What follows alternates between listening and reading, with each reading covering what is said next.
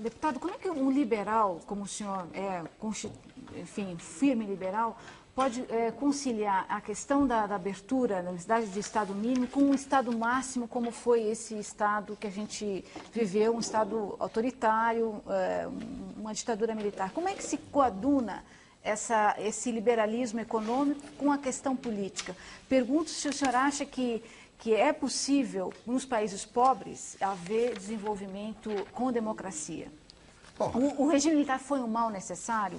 O visto de hoje, o senhor acha que foi um erro naquele momento ou não? A chamada Revolução de 64 não foi uma revolução, foi uma contra-revolução.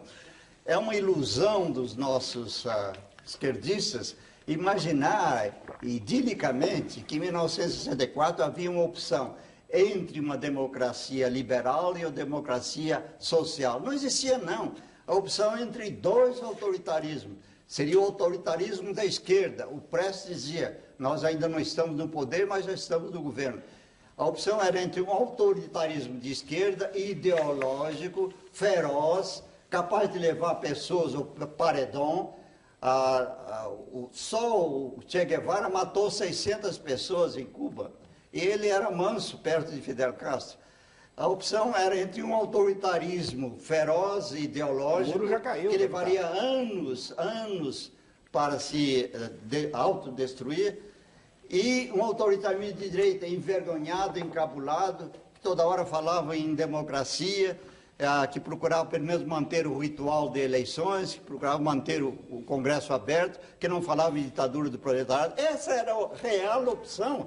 Eu fico indignado quando a esquerda brasileira apresentar a situação de 64 como sendo uma opção entre duas belas formas de democracia. A democracia mais liberal e a democracia social um pouco mais intervencionista. Não era isso, não. Era uma luta ideológica que ocorria no mundo todo. E a opção era entre o autoritarismo de esquerda e o autoritarismo de direita. E o autoritarismo de direita é muito mais biodegradável, dura muito menos e é menos violento do que o autoritarismo de esquerda.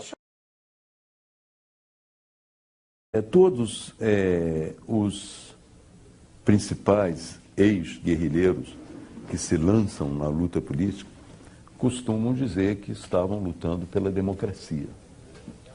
Eu não tenho condições de dizer isso. Eu estava lutando contra uma ditadura militar, mas se você examinar o programa político que nos movia naquele momento, era voltado para uma ditadura do proletariado.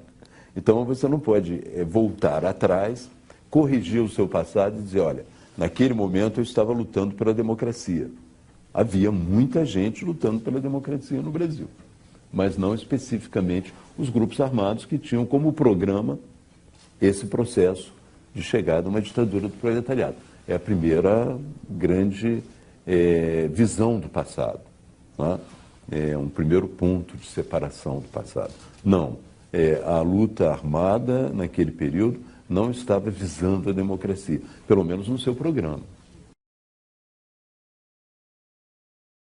Aí já um movimento não mais estudantil, um movimento social de tomada do poder, é isso que nós queríamos, e transformação daquilo em socialismo, e que nós não éramos exatamente contra a ditadura, nós éramos contra a ditadura militar burguesa, mas nós éramos a favor da ditadura do proletariado. Isso ninguém diz, mas tem que dizer, faz parte da nossa história.